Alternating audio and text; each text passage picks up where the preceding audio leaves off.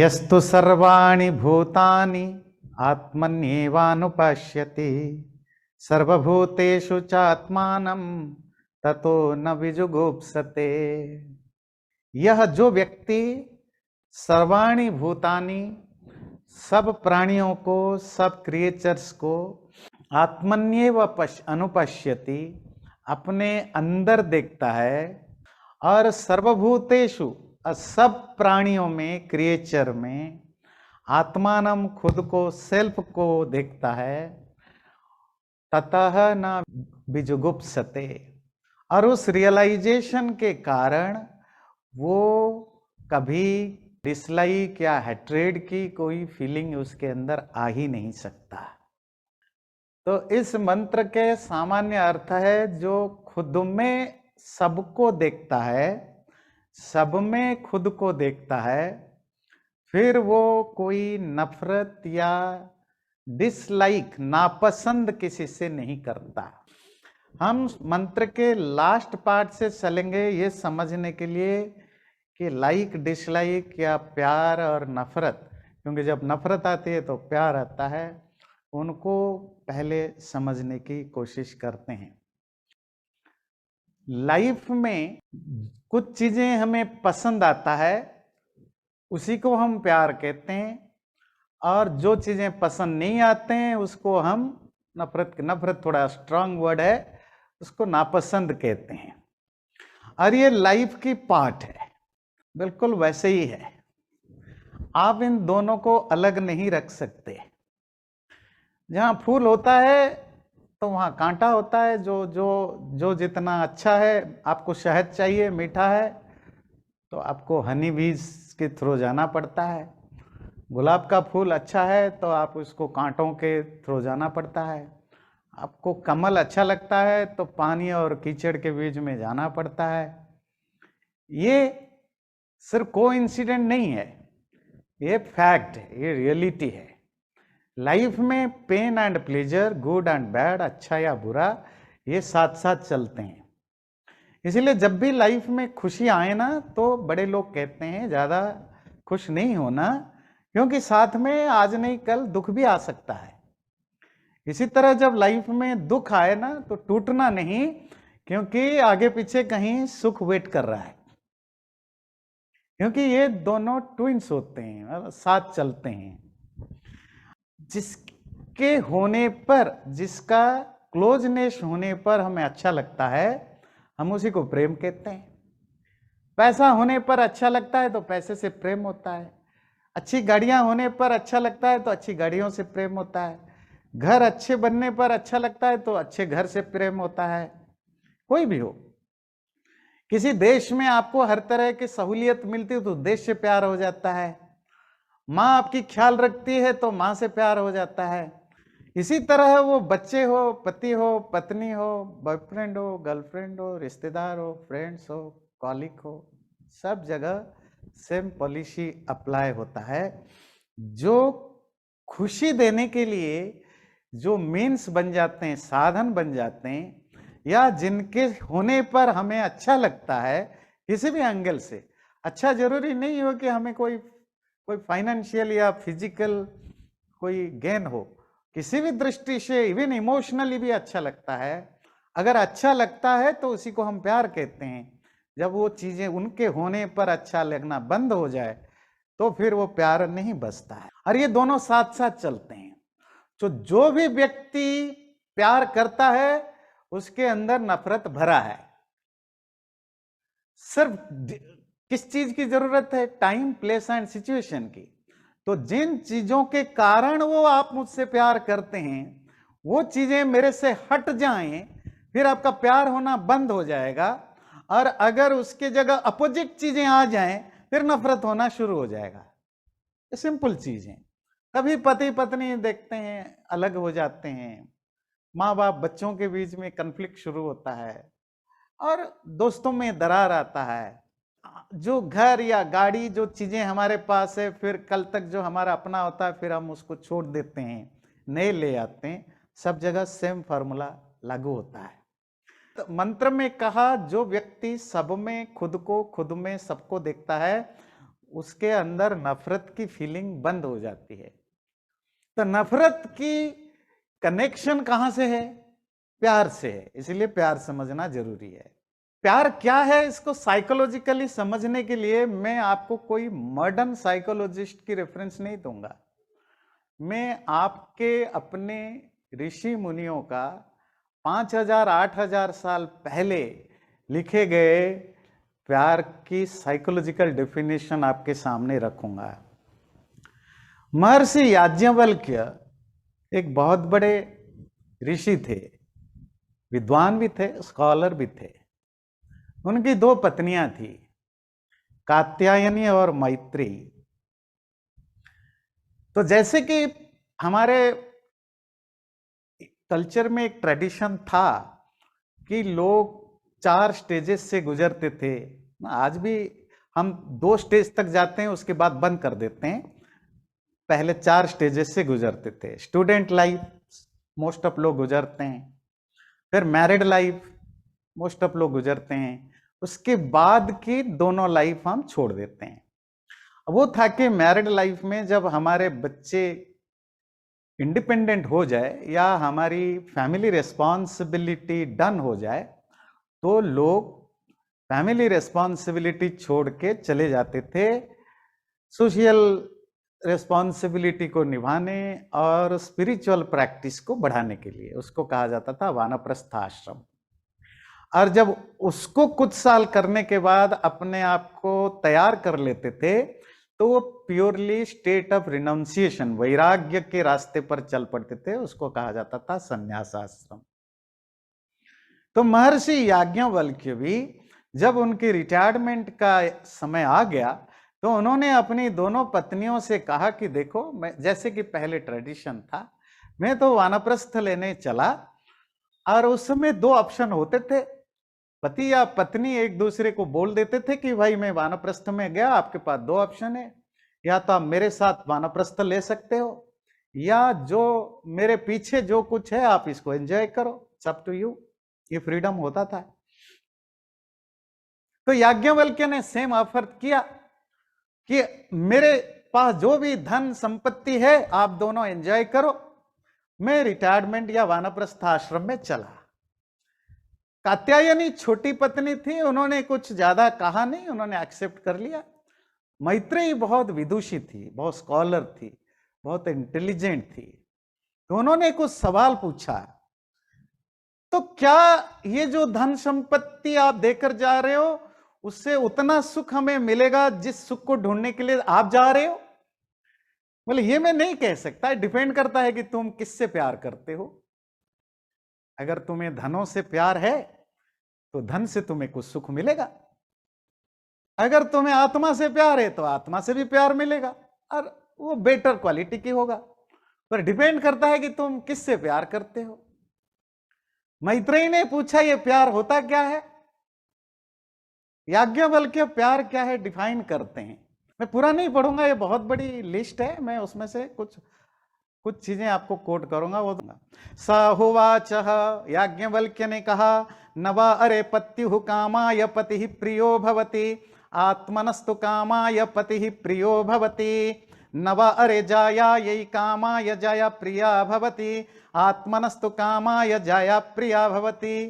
पहले यही दोनों समझ लीजिए, ये दोनों आपके काम के भी हैं। कहते कोई महिला अगर सोच रही हो कि वो पति से प्यार करती है, गलत सोच रही है। जो खुद से प्यार करती है वही उसी के लिए पति प्यारा होता है। अब ऐसा नहीं कि सिर्फ पत्नियों को कह के रुक गए। कोई पति अगर सोच रहा हो कि वो पत्नी से प्यार करता है, वो पत्नी से नहीं, वो खुद से प्यार करता है, इसीलिए पत्नी से प्यार करता है। नवा अरे पुत्राणाम कामाय पुत्रा प्रिया भवन्ति, आत्मनस्तु कामाय पुत्रा प्रिया भवन्ति। कोई बच्चों के लिए बच्चों से प्यार नहीं करता, क्योंकि हम खुद से प्यार करते हैं।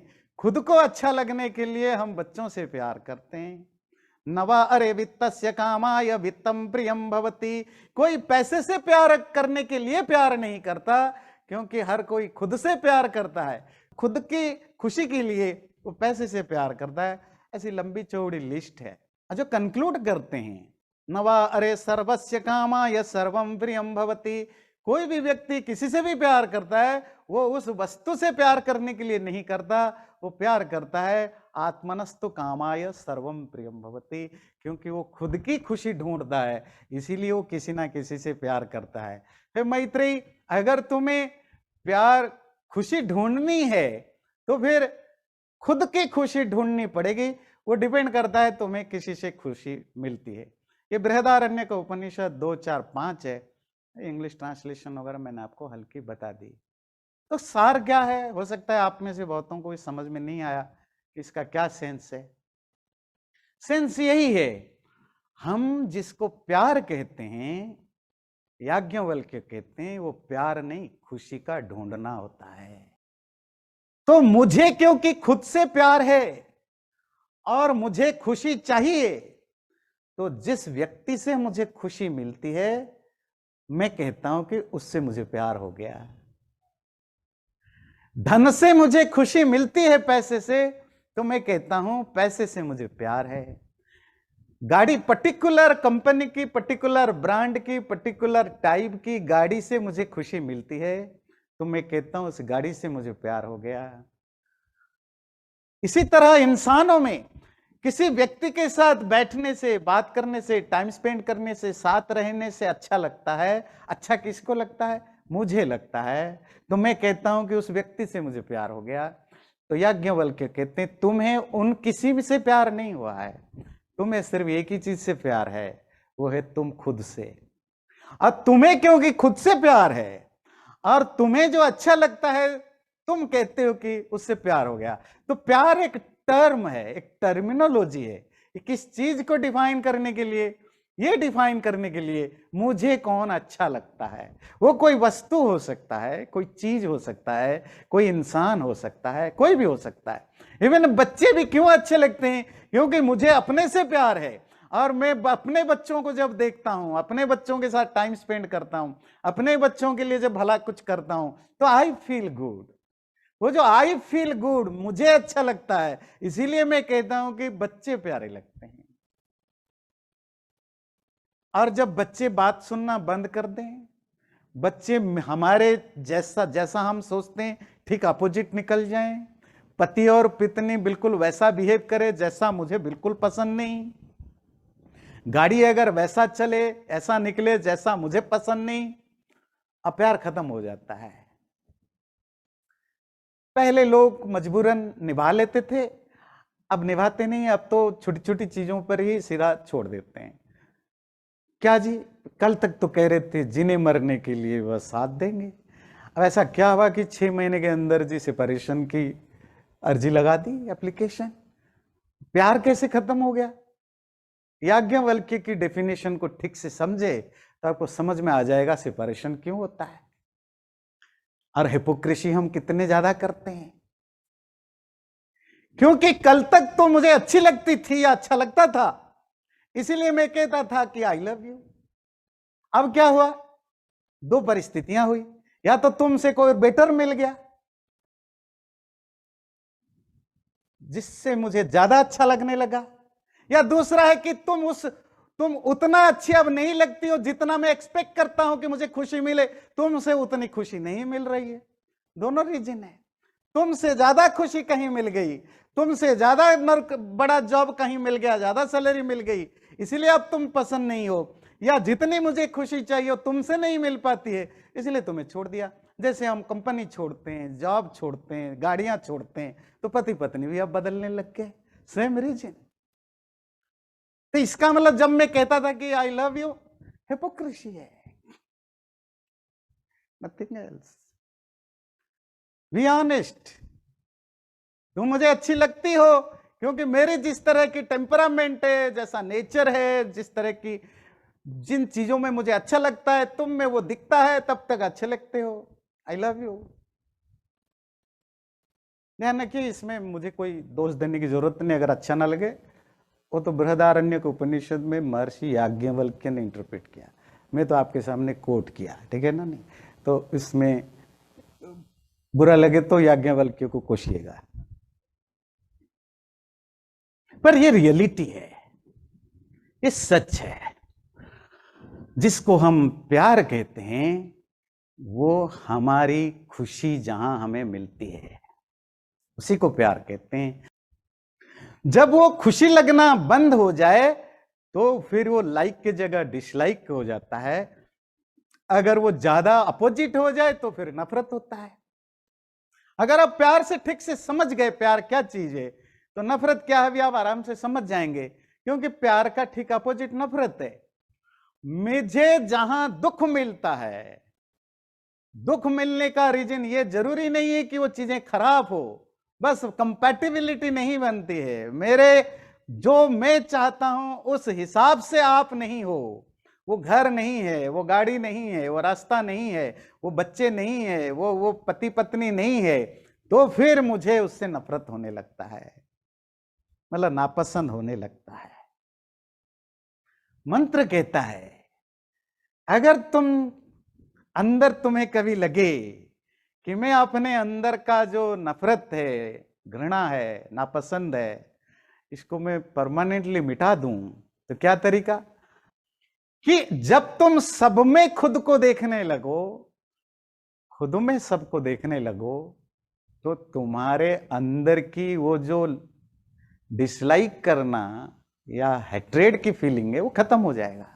ध्यान रखिए, हेट्रेड या डिसलाइक अपने आप खत्म नहीं होगा, क्योंकि ये दोनों साथ साथ चलते हैं, दोनों अलग अलग नहीं है। ये कह सकता था कि प्यार पैदा होगा, प्यार पैदा नहीं होता है। ये हमारी जो आत्मा है ना, जो हमारी एग्जिस्टेंस पिछले बार आप समझ रहे थे, हमारी आत्मा बाय नेचर बड़ा शुद्ध है, बहुत प्योर है, बहुत स्टेनलेस है, उसमें कोई लाइक डिसलाइक प्यार वगैरह नहीं है। अगर हम उस लेवल पर चले गए तो फिर हम लाइक और डिसलाइक से ऊपर उठ जाते हैं। जहां लाइक आता है वहां डिसलाइक होता है। जब आप डिसलाइक को हटा देते हैं, नफरत को हटा देते हैं, जो बचता है उसको अगर एक वर्ड देना की कोशिश करें, आप कह सकते हैं यूनिवर्सल लव। मतलब फिर उसमें एक्सक्लूसिव प्यार नहीं होता है कि मैं इससे इसीलिए प्यार करता हूं कि ये मेरा पति है, मेरी पत्नी है, मेरे बच्चे, मेरी गाड़ी है, मेरा घर है, मेरा शरीर है, फिर वो बंद हो जाएगा। फिर आप किसी से भी प्यार करोगे, क्योंकि दैट्स हाउ यू आर। वो पानी की स्ट्रीम बहती है ना, झरना, तो पानी की जो बहाव है वो नेचुरल होता है, ऊपर से नीचे की ओर बहता है। पर अगर आप वहां पत्थर रख दोगे या कोई ऐसी भारी चीज रख दोगे जिसे पानी अटक जाए, तो पानी का बहाव बंद हो जाता है, तो आगे सूखा पड़ता है। तो सूखा उसी को आप कहते हैं डिसलाइक, नफरत।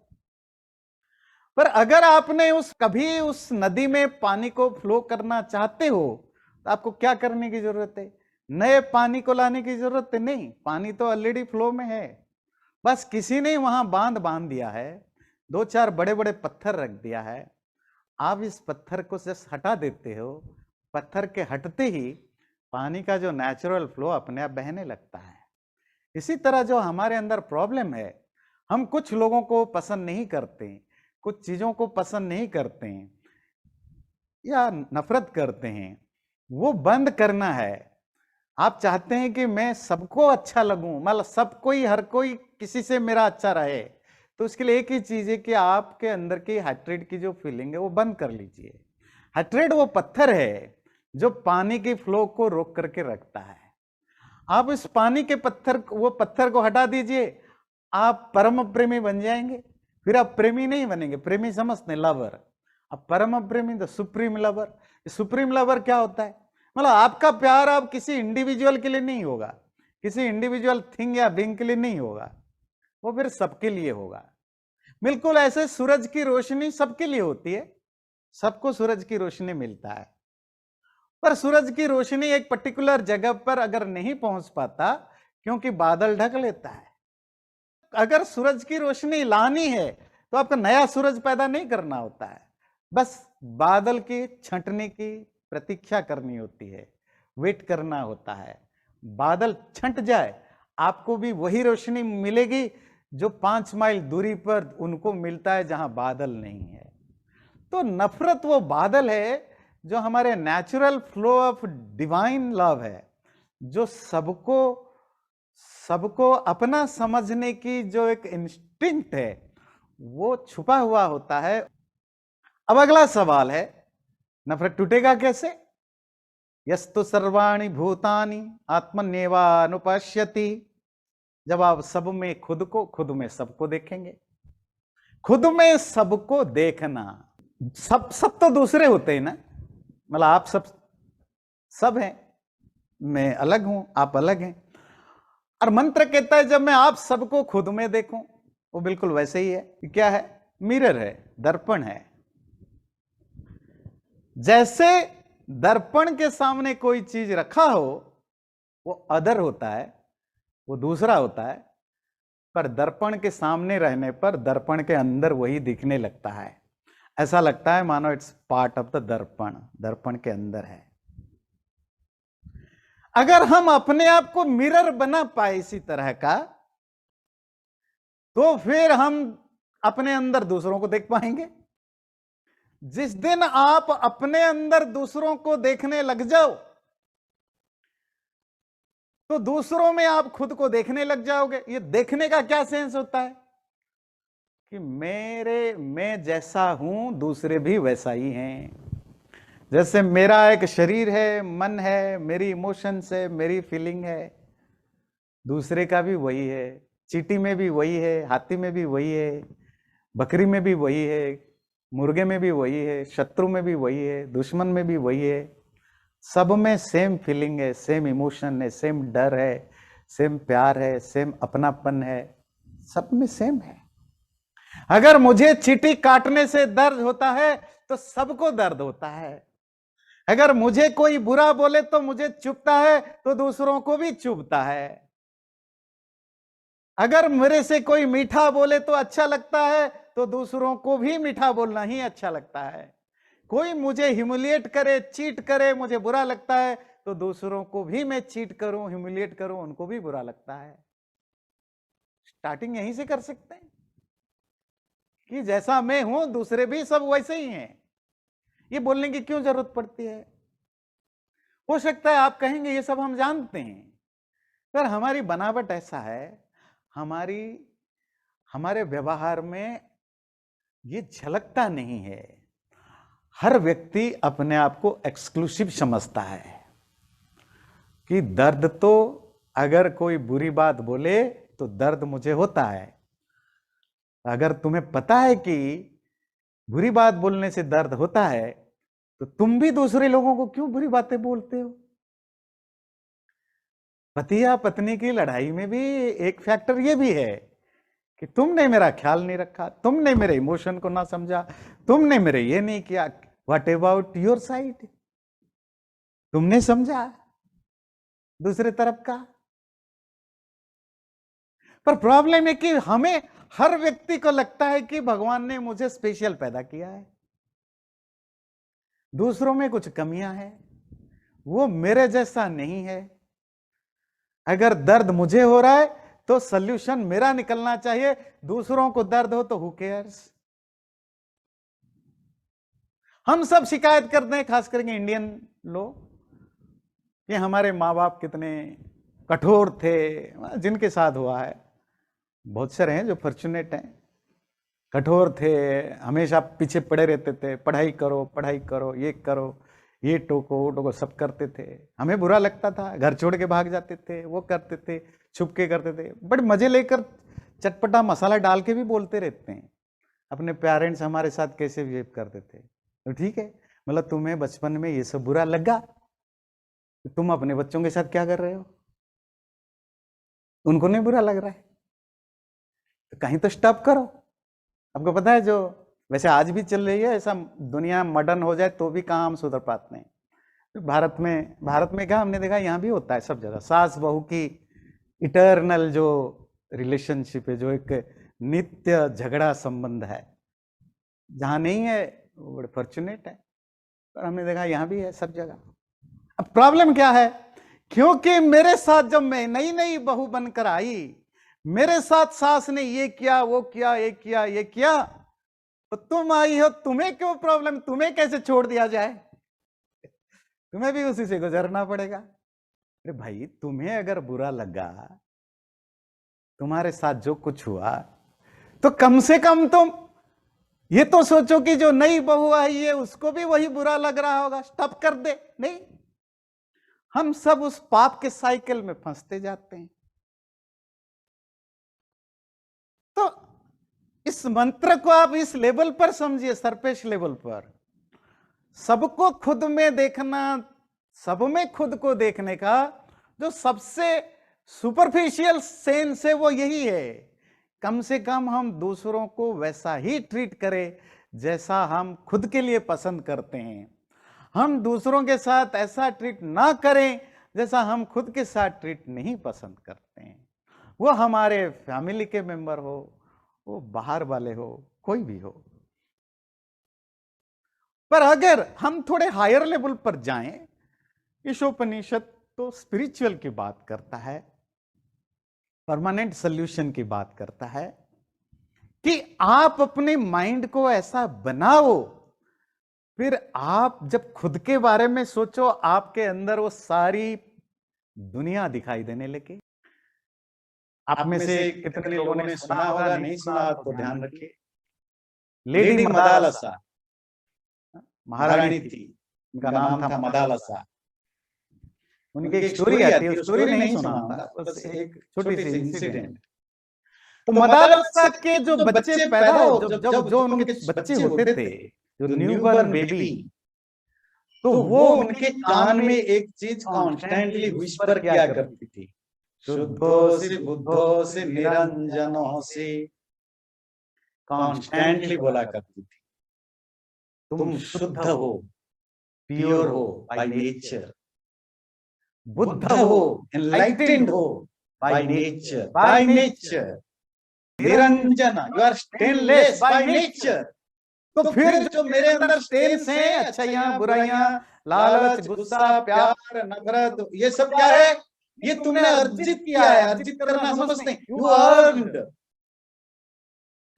मतलब जैसे आपके घर में मिरर आता है, साफ आता है, क्लीन आता है, आप खड़े हो जाओ तो देखने लगोगे, फिर आप उसका टेक केयर नहीं करते हैं, वहां खूब सारा धूल उड़ाते हैं, तो धीरे धीरे डस्ट, डर्टी चीजें जमा होने लगता है मिरर में।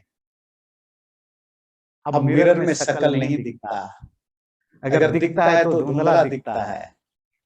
इसलिए नहीं कि मिरर ऐसा ही है, दर्पण ऐसा नहीं। दर्पण जो आप लाए थे वो तो बाय डिफॉल्ट मिरर उसी को ही कहते हैं जिसमें क्लियर आप दिखाई दें।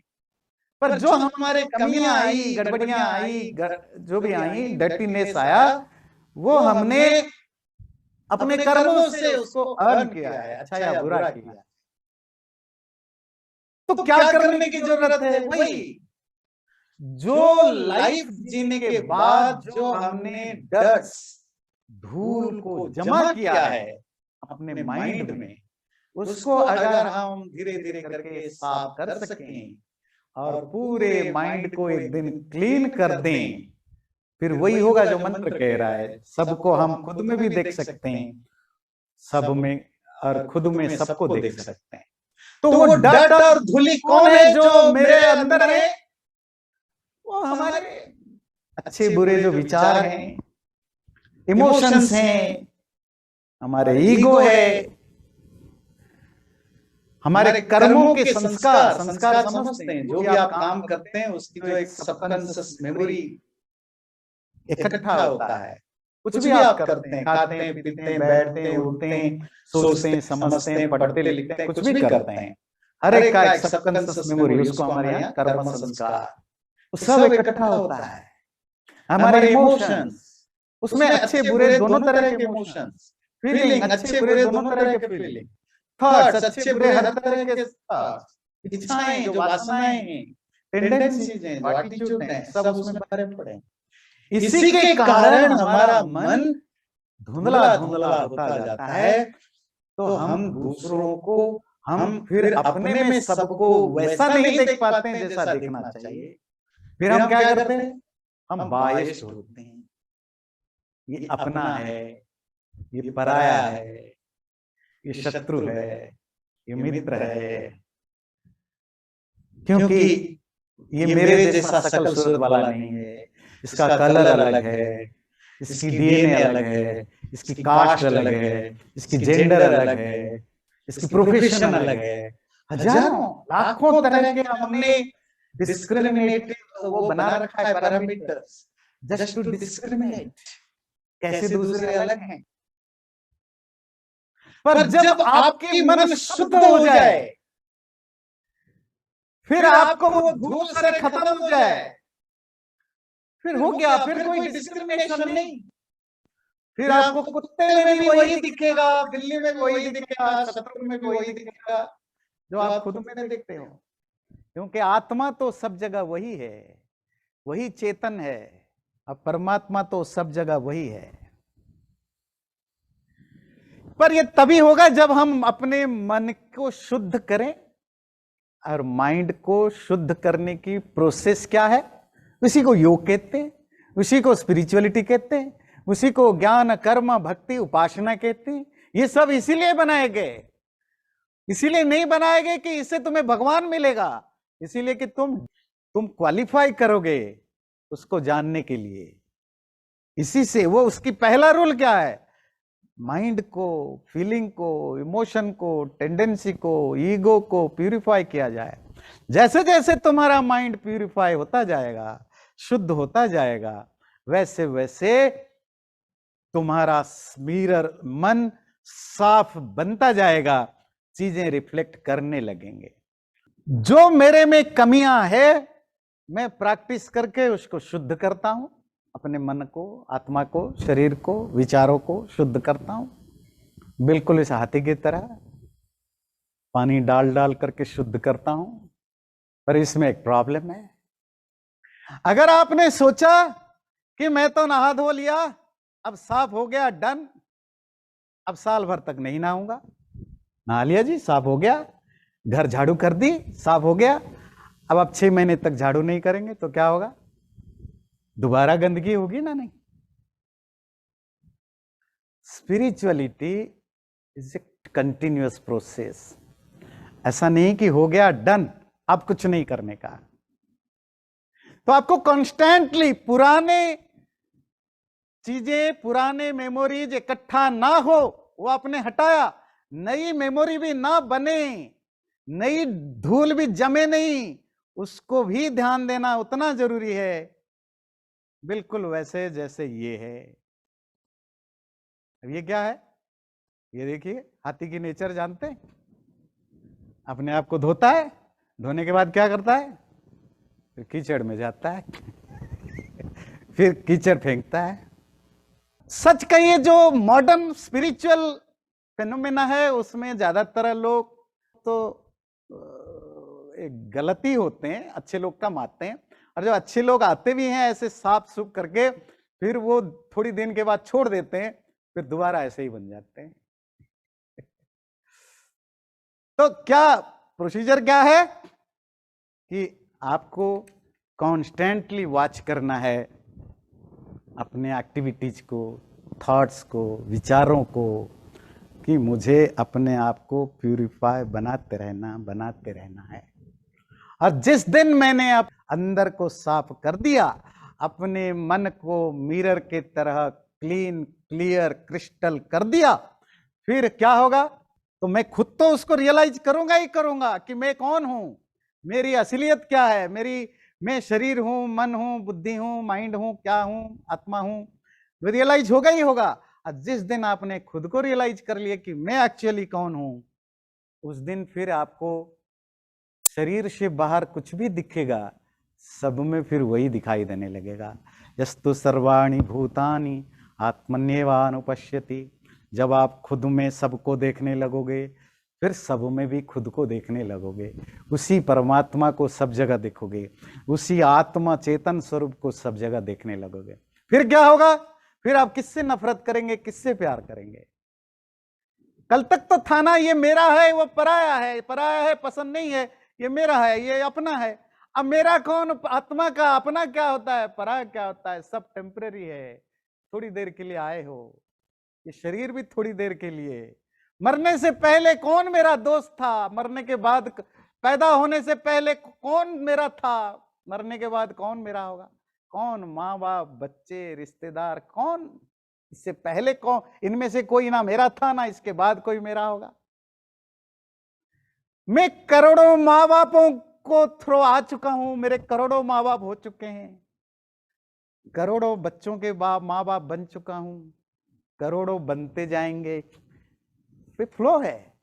महाभारत में उसको ऐसे डिस्क्राइब करते रिलेशनशिप को, जैसे नदी में पानी बह रहा है और दो लकड़ियां साथ में बह रही हैं, कहीं कहीं दो लकड़ियां मिल जाती हैं थोड़ी देर के लिए, फिर उसी फ्लो में फिर अलग हो जाते हैं। हम उसी मिलने को रिश्ता कहते हैं, अलग होने पर रोते हैं।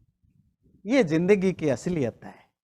तो जब आप इस तरह अपने आप को लायक बना देते हैं, तो फिर आपके जीवन में फिर कोई अलग नहीं रहता, ना अपना रहता है ना पराया रहता है, सब एक जैसे हो जाता है।